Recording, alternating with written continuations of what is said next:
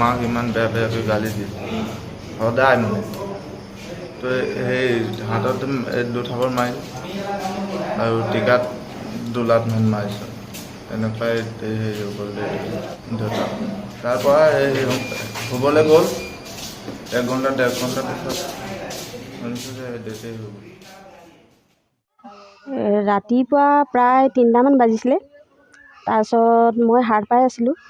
সাৰ পাই থকাত মানে আমাৰ ঘৰৰ ওচৰৰ মানুহ এজন গৈ পিনে তাৰ ল'ৰাটোক জগাইছে, বোলে ইমান ডাঙৰ ঘটনা এটা হৈ গ'ল লাইনত আৰু তুমি শুই আছা যে উঠা উঠা বুলিকৈ ক'লে। তাৰপিছত মই শুনিলোঁ, মানে শুনি পিনি আকৌ ক'লোঁ বোলো দাদা কি হ'ল এনেকৈ বুলি ক'লোঁ। যেতিয়া মাত নামাতিলে, তাৰপিছত মই একদম মানে জঁপিয়াই বিচনাৰ পৰা উঠি চিধা মানে দুৱাৰখন খুলি ওলাই আহিলোঁ।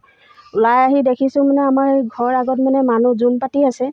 তাৰপিছত মই সুধিছোঁ, সোধাত কৈছে এনেকৈ তেনেকৈ কথা বোলে ৰাজেশ নাই বোলে আৰু বোলে হেৰি ঢুকাই থাকিলে। তাৰপিছত আহি দেখিছোঁ সঁচাকৈ কথাষাৰ হয়। তাৰপিছত মইতো আৰু নাজানো মানে বাকী কথা কি হৈছিলে কি নাই।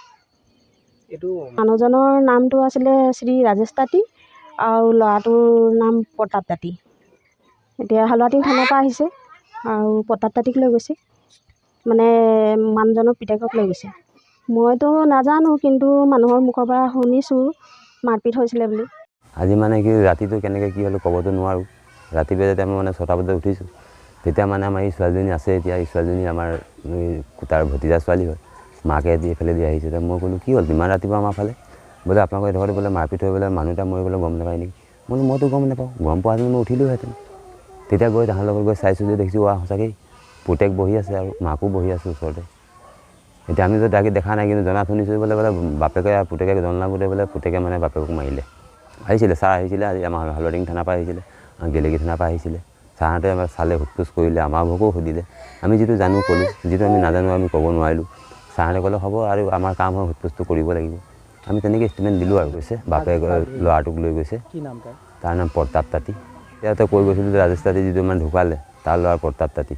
আজি মানে সি বহি আছে, মাকো বহি আছে।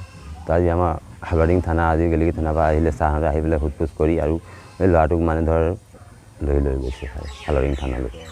মানে এনেকৈ সৰু সৰু কথা হৈ থাকে ৰাতিপুৱা গধূলি মুখে মুখে। তো মানে আৰু বিশেষ ইমানটো হ'ব বুলি কোনেনো জানে ছাৰ।